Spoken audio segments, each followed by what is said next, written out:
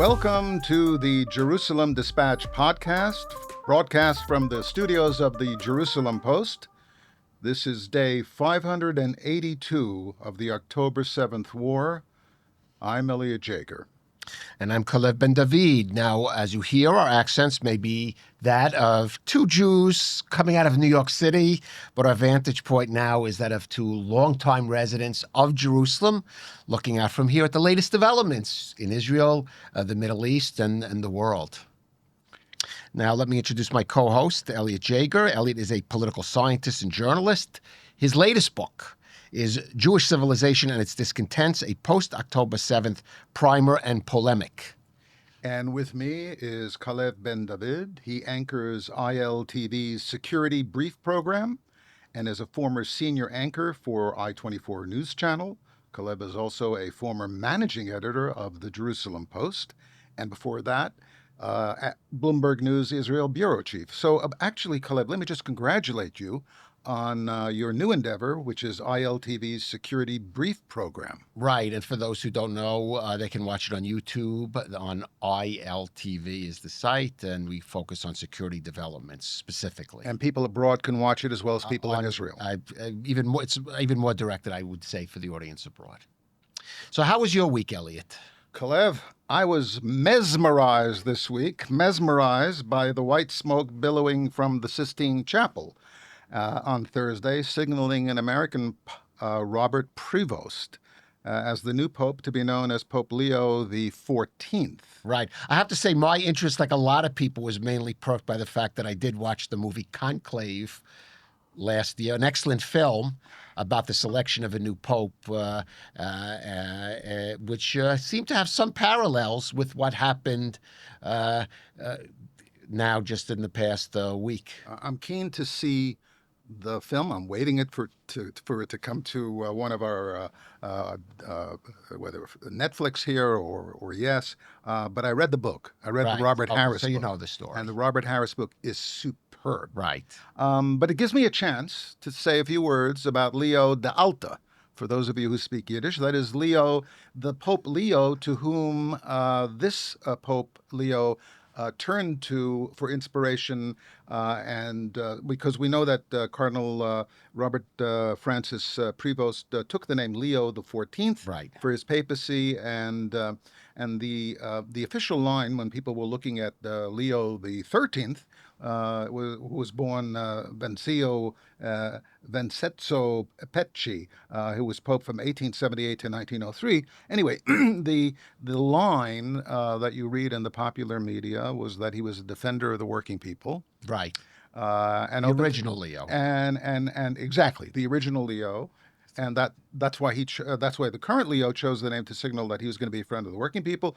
And the original Leo was open to science. And so that's another signal, because especially in the age of artificial intelligence. Right, and he was a more of a modernizer. And he was a man of warmth. Right. And this is already when Italy had been united. Just as a aside, there's this other great program that I talked about, the Leopard, which is about unification of Sicily. That's on Netflix. That's another thing you should watch. But anyway, so he becomes pope. That is the former Leo becomes pope after the unification. Right. So he then sort of rebrands the church as a sort of global church, which it was of course before, but the global church is more important than national identity. And he was particularly worried. This is kind of interesting. He was worried about a phenomenon of assimilation in the United States of America. He wanted to make sure that Catholics who left to go to the New World would still remain observant Catholics, if that sounds familiar at all. It sounds a little bit familiar. All right. Anyway, so theologically, the old Leo had a special devotion to the Virgin Mary, and intellectually to St. Thomas Aquinas. For those of us at home who don't, spend your time thinking about Thomas Aquinas, his idea was the idea of faith over reason, that faith has to ultimately be more important than reason. But what I wanted to just very briefly call attention to is the former Pope Leo's attitude towards Jewish people. Right. But I don't know why I'm obsessed about Jewish people, but I am obsessed about on this podcast. But let me just, before you get into that, let's preface the fact that the new Pope Leo, people looked at his record, whether he had ever made any public statements regarding Jews or about Israel or about the Gaza situation, because he has been on social media, on X. Right. And there's been nothing. Nothing. I have actually spent a lot of time trying to find a single.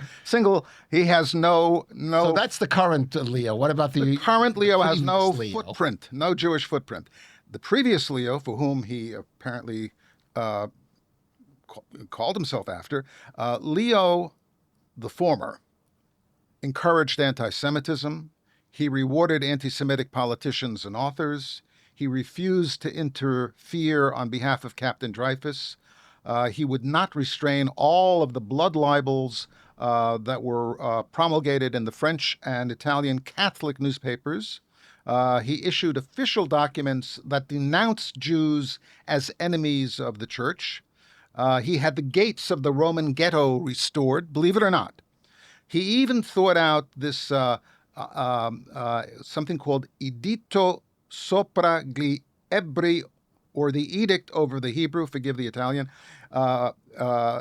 the Edict over the Hebrew, which had originally been issued in 1775, which, among other things, would have had the Pope retain temporal power in Italy, if the Pope still had power in Italy, would have restricted the Jews to their ghettos at night, required them to wear yellow signs, and outlaw the study of the Talmud. So that was the old Pope Leo that people are not talking about. They're talking about the new Pope Leo, obviously, as you said, has no Jewish footprint, and not casting aspersions. He all we can say is that he's 69, an Augustinian friar, right, Chicago-born, and we'll leave it that. I'll just make my other comment that if you know the history of the Vatican Church during that period, the Pope that preceded Leo, that Pope Pius, and the ones that came after, let's just say he was very typical of the attitude of the Vatican, right, and the Catholic Church, right, until the 1960s, when Pope John really reformed the. Right, I agree.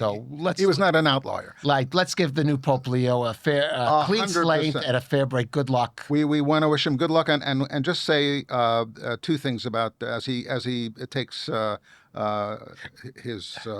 On his role. A recent Pew study found that there's been a rise in church-going among young Catholics, particularly in the United States, which is interesting. And my final comment, and by the way, what we're doing here is a mixture of new material that is news as well as how we observe the news. Right. I do want to say that just as in Australia and just as in Canada, I think Donald Trump's intervention by issuing that rather notorious photo of himself dressed up as the Pope. Yes. I would like to suggest, which his defenders say was a joke, but not all Catholics or cardinals took it as such. Or even traditional Jews found it amusing. I would say that they may well have galvanized the cardinals to elect someone who could face down Donald Trump if the need come. Well, we'll find out. We'll find out. But that's a good segue, because now we really do have to talk about the figure that is dominating the news here in Israel and the world, and certainly in the region, and that is, as you said, once again, President Donald Trump. We just hold up the headline of today's Jerusalem Post. Of course, Trump heads to Gulf amid nuke standoff, investment drive. Donald Trump heading to Saudi Arabia, right, leaving tomorrow. I believe the summit will actually be Tuesday, Wednesday, Thursday. Donald Trump promising big surprises. And it sounds like especially the person who might end up being the most surprised would be Prime Minister Benjamin Netanyahu. Now, we've got to be very careful predicting what Donald Trump may or may not announce. Why is that? Why would it be hard to predict what Donald... Stay tuned, as President Trump likes to say. There have been some reports that he, for example, is going to authorize or give American authorization for the Saudis to develop their own civilian nuclear program, breaking with policy of prior U.S. administrations that approval would only come as part of an overall package that would include Saudi normalization with Israel. Right. So that is one thing that is to be expected.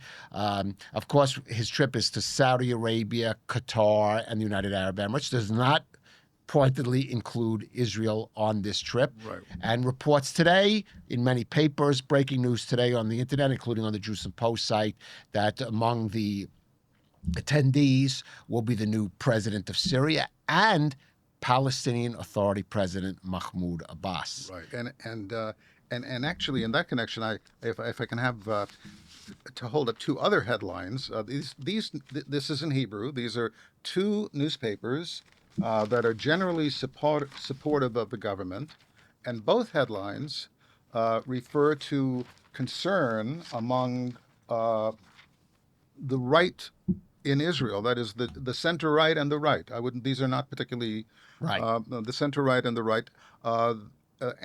I think reflecting concern within the government and perhaps even more broadly that Donald Trump is going to have one too many surprises for Israel, and there's a lot of concern about that. Right. We don't know to what extent. There have been some headlines with some people making claims about him recognizing a Palestinian state, which I don't find plausible. Right. But perhaps bringing back the deal of the century 2.0 or sex.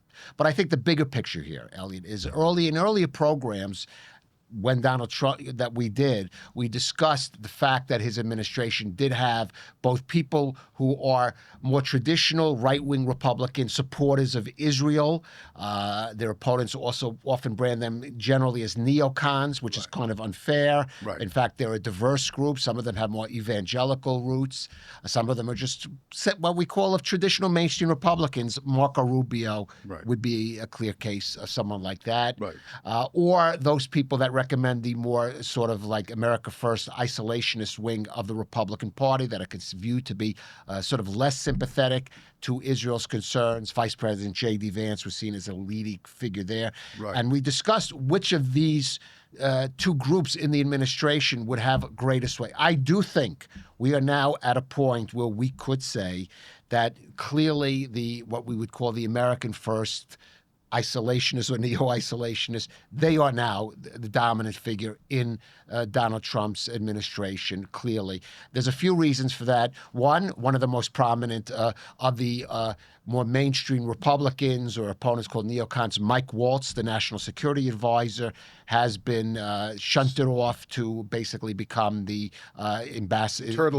Turtle Bay, that's the United Nations. He's going to be the U.S. ambassador to the United Nations, where I have no doubt Mike Waltz will be a vocal supporter of Israel and someone who will condemn Iran and Palestinian terrorism. But that's not a policy-making position. That is basically a spokesperson's position. And we have Mike Huckabee. Right. Now, here is a clearer sign of the new approach of the administration, which is just this past week, of course, this surprise to Israel and to Prime Minister Benjamin Netanyahu, that Donald Trump and his administration have come to an agreement with the Houthis of Yemen that they would cease the U.S. bombing of Houthi targets in Yemen in return for the Houthis ceasing their attacks on international shipping, including U.S. shipping in the Gulf. But that agreement did not include the Houthis ceasing their attacks on Israel. And indeed, just yesterday, Elliot, we had sirens ring out across and rockets were fired on Israel. And as far as we know, the U.S. did not make any attempt to intercept those rockets at source, meaning through their military forces in the Gulf region, which had a previous U.S. policy, even preceding Donald Trump in the Biden administration, that had been basically Israel is on its own with the Houthis. Ambassador Mike Huckabee had I think, startling comment to make when he was asked about this. What did Mike Huckabee say? He said that he explained that is the policy, but he did say that if one of those rockets that are fired from the Houthis should injure in any way one of the American citizens or Israelis who hold American citizenship, or I guess residents of Israel who hold American citizenship, then America would have to get involved. Well, that sounds.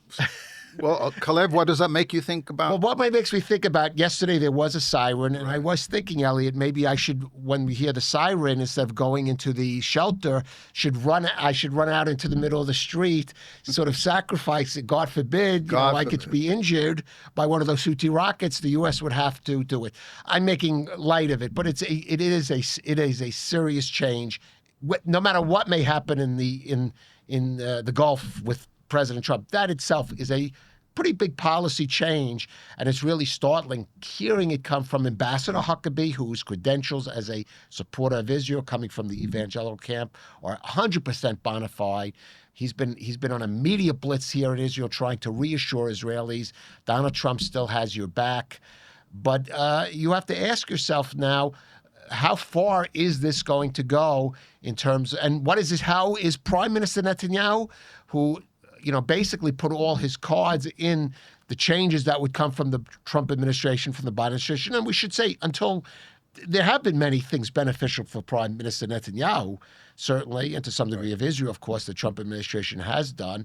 But this is going to be a challenging week, needless to say, for the Prime Minister here. I agree, Calev. I think beyond the look, we see all these surprising, disappointing, but beyond the Trump's unpredictability, I think we Israelis should also be worrying about that Israel is unfocused, especially with regard to the Gaza Strip, and we can criticize, but I'll just point out that last Thursday, several days before we're taping, Ron Dermer had a meeting with the president. Yes. Ron Dermer being the Minister of Strategic Affairs. but also the closest confidant, Absolutely. maybe the only confidant that Netanyahu has in his immediate circle. And he sent Dermer to see the president. So it's unusual for the president to meet with we have an ambassador there, and it's Right. kind of. But now I And by the way, it also making no public statement about what they talked about. We Right. still don't know what the substance of that meeting exactly, was. and if it was up to the Israeli side, that meeting would have never come to light. But I presume that one of the things Dermer wanted was maybe for Trump to agree to stop in Israel to show a little bit of support here. That's unlikely to happen, but you never know. You never know with President You never Trump. know. You never know.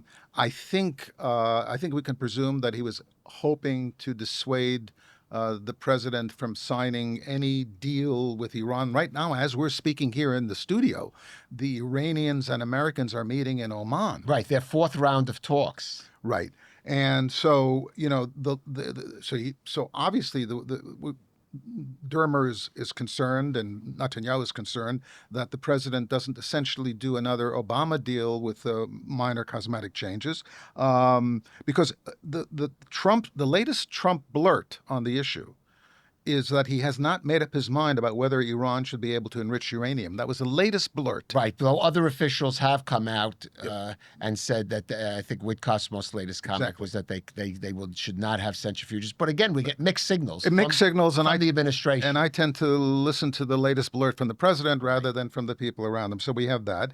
Look, I mean, this is a president who began negotiating with Hamas without telling Netanyahu. He began negotiating with Iran without telling Netanyahu.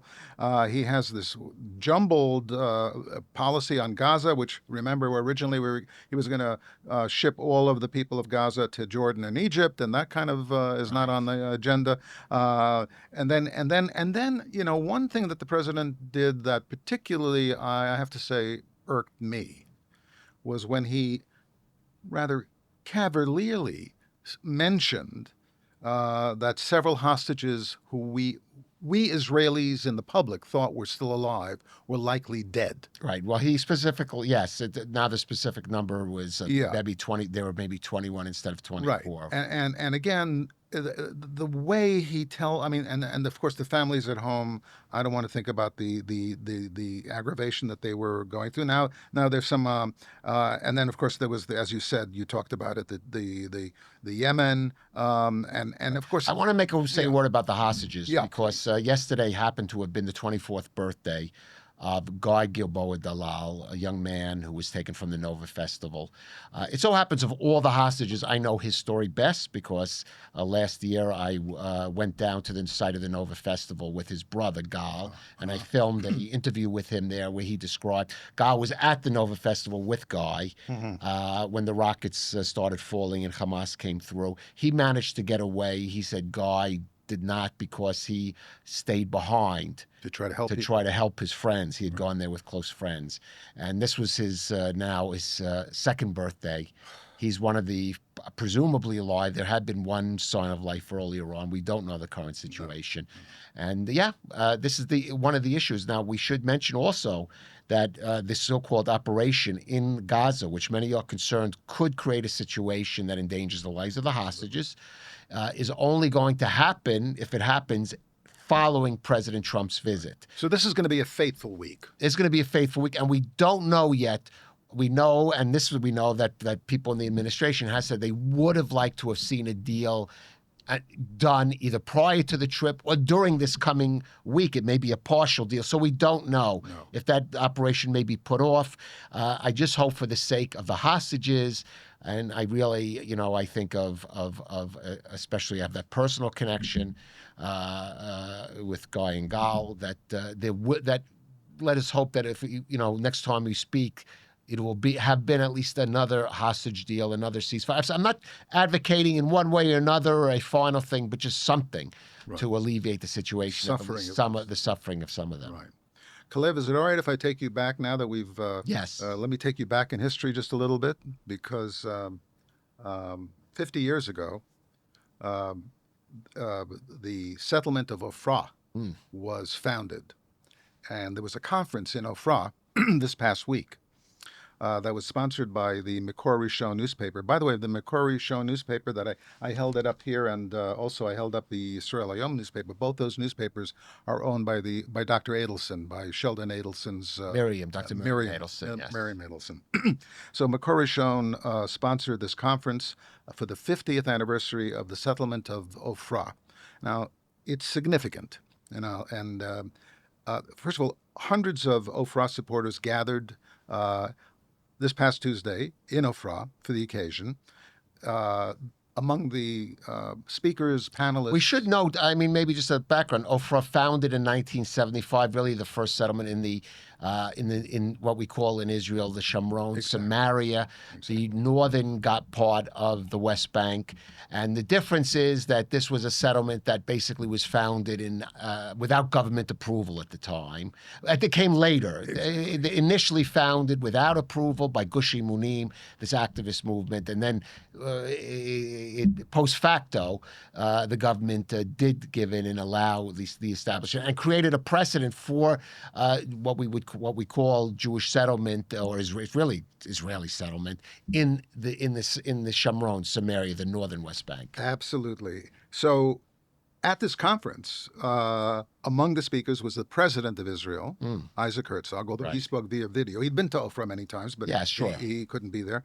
The Benny Gantz, the head of the, I guess you call it the Blue and White Party, or but one of the leading opposition. They have changed it now. I think it's the Resilience Party. I lose track. He's changed the title like 3 times. But he's one of the top leading figures in the opposition. He was there in person. Right. The quintessential centrist, and he voiced support for the settlement movement, for the settlement enterprise. Yuri Edelstein was there, who was the chairman of the Foreign Affairs and Defense Committee of the Knesset, and he recalled that he had been to Ofra shortly after he was released as a prisoner of Zion. Right. And he spent his first Shabbat, or one of his first Shabbatot, in Ofra. There was, of course, Bezalel Smotrich, who's the minister of finance, and who lives in the Shomron further up, in the West Bank further up. And Orit Struk was there, of course. She lives in Hebron, that's further down in Judea, but she was there. And there were a whole lot of interesting, but as you said, it's never clear-cut what is an ideological settlement versus what is a strategic settlement. But there were a couple of points that I wanted to bring out, because the anniversary of Ofra gives us this wonderful opportunity to recall that the first, and you began to do that. The first post 6 Day War settlements were established by The Labor Party, the Labor by Party. the rule of the left or center-left Labor Party. Levi Eshkol's party, Yigal Right. Elon's party, Golda Meir's party, Sure. Yitzhak Ravin's party, they set up strategic settlements to defend Israel's population centers, and later on, Or to repopulate settlements in the Gush Etzion that had been precisely evacuated by the Jordanians in 1948. during the Independence War. So in '67, Labor founded kibbutzim on the sure. Golan Heights, Kfar Etzion, which is what you mentioned, just south of Jerusalem, strategically located just south of Jerusalem, because it's worth remembering that the Egyptian army made it all the way to the gates of Ramat Rachel. Right. So by having Gush Etzion, which is south of that, that's a strategic settlement. They set up strategic settlements in Jordan Valley and so on and so forth. Now, as you said, the Gush Emunim movement was founded after the trauma of the Yom Kippur War, and I think this is significant when we think about the trauma of what's going on for Israelis in Gaza, and this messianic idea of repopulating and resettling Gaza. Of the Gush Katif settlements. The Gush Katif settlements. So it's worth remembering that the whole Gush Emunim movement really was catalyzed by the Yom Kippur War, February 1974, as a reaction to the pressure that Israel was on by Kissinger and others to trade land for peace. Gush Emunim essentially comprised of Orthodox nationalists who looked to Rabbi Tzvi Yehuda Kook as their spiritual mentor. Their goal was to settle the Jewish heartland, the historical biblical heartland. They were less interested in military value of the locations. They were interested in the biblical and historical value of the locations. Ofra was most likely founded at the initiative of Chaim Druckman, Rabbi Chaim Druckman, who asked Hanan Porat, who asked Pinchas Wallerstein. One thing led to another. Ofra is a Gush, as you said, Ofra is a Gush Emunim settlement.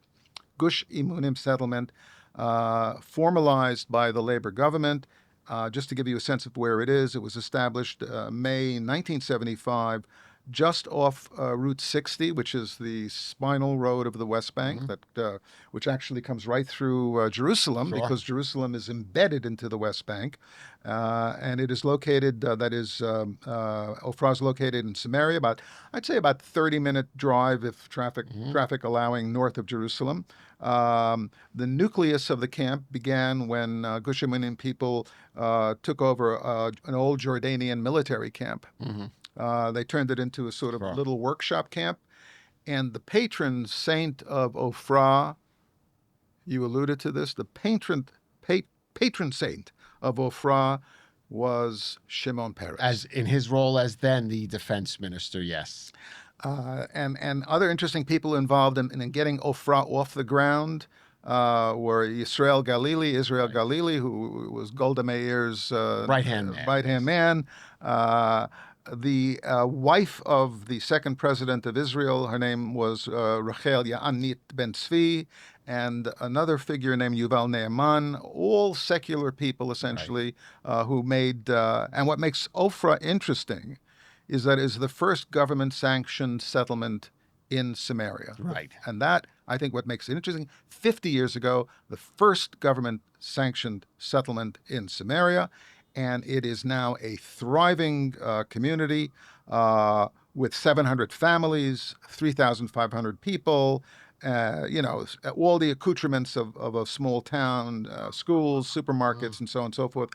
I'll tell you one other rather interesting thing about Elon Moreh, and that is, excuse me, I said Elon Moreh because while Ofra was happening, Elon Moreh, people were trying to settle Elon Another Moreh. settlement Right. nearby. But it was Ofra. Now, what's interesting about Ofra is how many journalists come from Ofra. Journalism in Israel was usually left of center or center left. That would be my argument. Certainly, in many ways, it still is. But for all sorts of maybe metaphysical reasons, Ofra has spawned or generated or given birth to a whole group of very influential journalists who are changing journalism and changing attitudes towards the settlement movement. Among them, for example, is Amit Segel, Yes. who is a leading commentator on Channel 2. His father, Chagai Segel, is, in fact, one of the editors or former editors of Makor Rishon. Right. There was And more than that, but and much more than that, but we'll leave that for some other time. Yifat Ehrlich, Yeah. Yisrael Hayom, and the dean, I would say I know, dean, yes. the dean of religious Zionist journalism, a man who now on in years, but still has a column in Haaretz, is none other than Yisrael Harel. Right.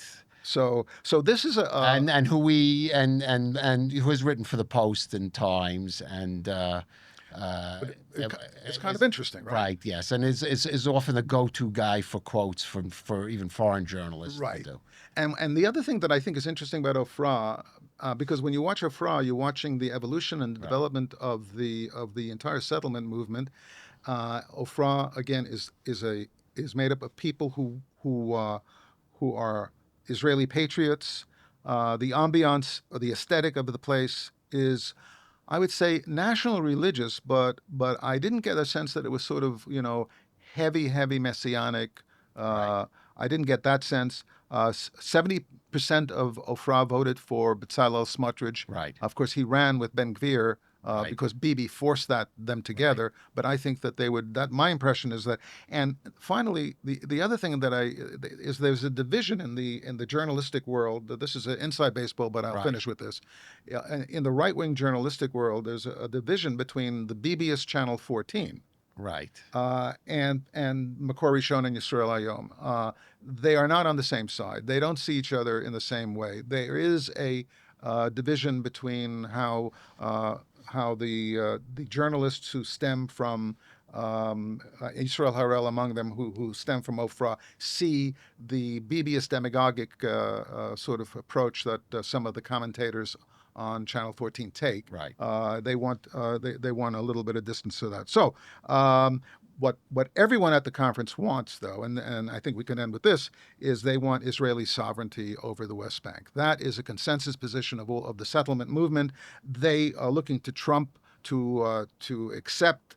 They want Netanyahu to annex the West Bank, and they are looking to Trump to embrace that idea, and they expect that to happen. Well, I'm just going to. I will just add this one note. As you remember, there was a push by previous Netanyahu government to extend sovereignty over the Judea and Samaria, the West Bank, and that was derailed by President Trump bringing forth the Abraham Accords and going to Prime Minister Netanyahu and said, you can have full relations with the United Arab Emirates and Bahrain, but you will have to, at the very least, postpone, perhaps indefinitely, extending sovereignty over the West Bank, or extending Israeli law over the West Bank is how some of the preferred term by those in the settlement movement, and so that was the cost of the Abraham Accords deal. It'll be interesting to see this week if President Trump announces some kind of new deal in the Gulf, what the price may be now for Israel, and including for the residents of Ofra, who you and I both know, some people there.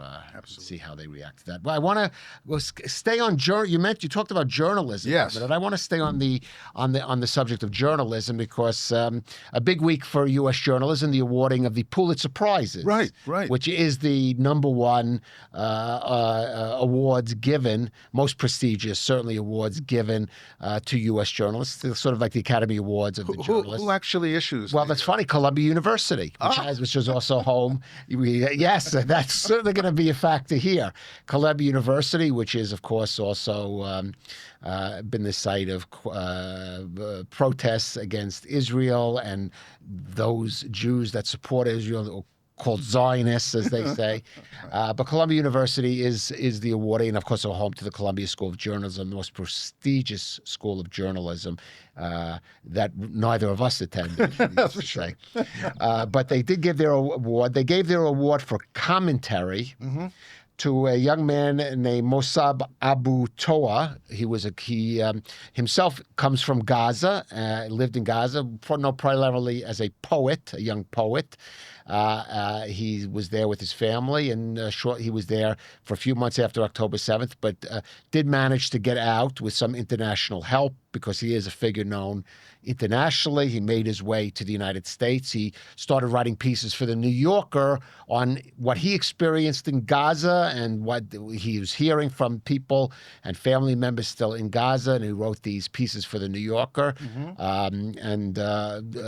was, on the basis of that, he was awarded, I'll just read what the award ceremony said. He was awarded for essays on the physical and emotional carnage in Gaza that combine deep reporting with the intimacy of memoir to convey the Palestinian experience of more than a year and a half of war with Israel. Now, I happen to have read a couple of those pieces in New York, and they're very well written. And there's no denying the factual content that people in Gaza are suffering. You know what was not mentioned in those pieces was Hamas.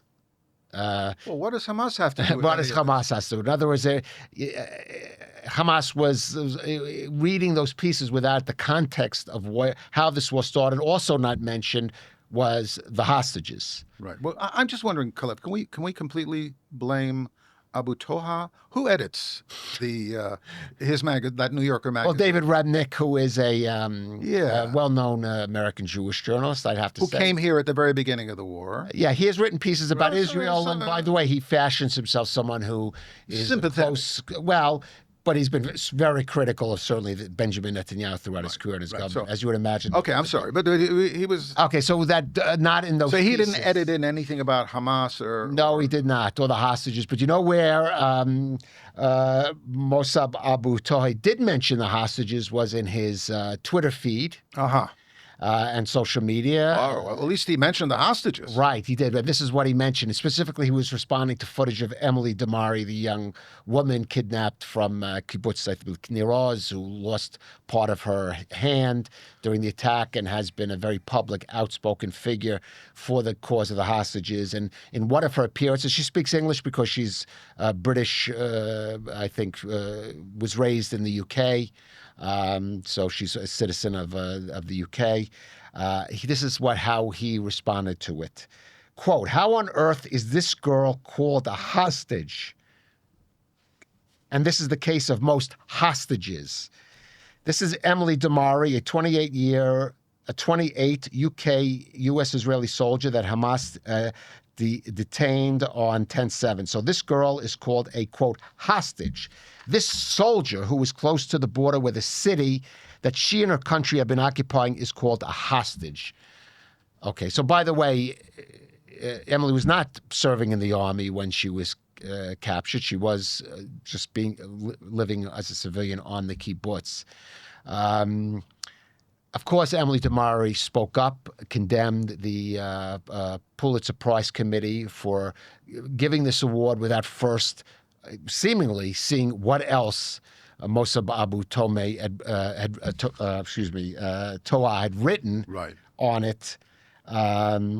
And she said she made a direct challenge. I'll just briefly what Emily wrote. What did she say? So imagine my shock and pain when I saw that you were awarded a Pulitzer Prize to Mossab Abu Toa. This is a man who in January questioned the very fact of my captivity. He posted about me on Facebook and asked, how on earth is this girl called a hostage? He has denied the murder of the B-Bus family, claiming it was Israel that Israel bombing that had killed him, even though forensic evidence showed the children had been strangled.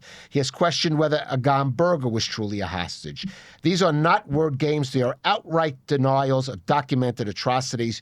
Your claim to honor journalism that holds truth, democracy, and human dignity, and yet you have chosen to elevate a voice that denies truth, erases victims, and desecrates the memory of those murdered. It seems to me fair criticism of this. By the way, I should note, there were one of the other finalists for the Pulitzer in International Reporting was the Washington Post. Some have taken issue about the coverage of what Palestinians suffering in Gaza. Some have taken issue from what they said.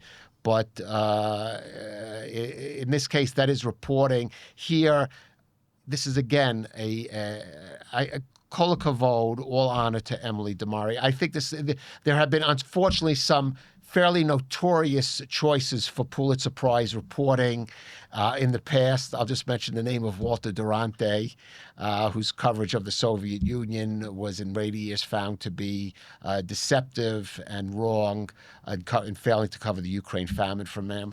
This is not about suffering in Gaza. Clearly, Palestinian civilians are suffering in Gaza. This has to be addressed, and Israel has some responsibility for this.